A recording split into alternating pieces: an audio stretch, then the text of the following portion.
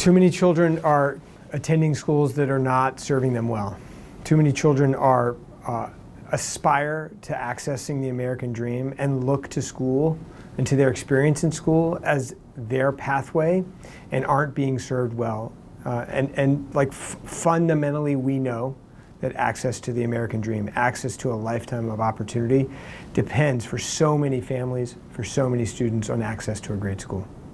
This is fundamentally an economic issue. This is about finding a pathway to a lifetime of prosperity. It's about access to a job. It's about acquiring the skills that are going to equip a child for those for that job. So fundamentally, this is about economic vitality of communities and access to good jobs for families. There are a lot of stakeholders in this work, and that is the reality of education. What we have to do is focus on solutions. We have to work with families and community leaders. We have to work with mayors and governors who know that it is important to rise above those politics and to think about solutions that are going to be good for communities, that are never going to make everyone happy, but that are going to put the child, and the child who has the most at stake here, at the front of the conversation. I think philanthropy can ask questions. Philanthropy can point to solutions. Philanthropy can name where there are problems that can be solved, especially problems when those problems have been solved somewhere else, and encourage leadership, elected leaders, community leaders, other philanthropists to get engaged in a solution. I think any good solution for a complex problem, and we know this problem is complex, requires stakeholders from across the spectrum. Stakeholders in the nonprofit community, stakeholders in government, stakeholders in business, stakeholders in philanthropy. The best solutions to the hardest problems, and I think this is among them, require collaboration across sectors.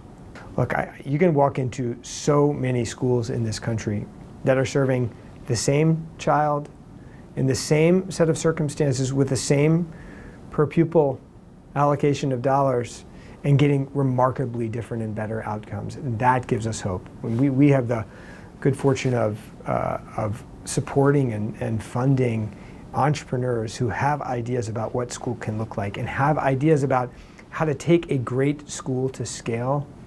That is what gives me optimism.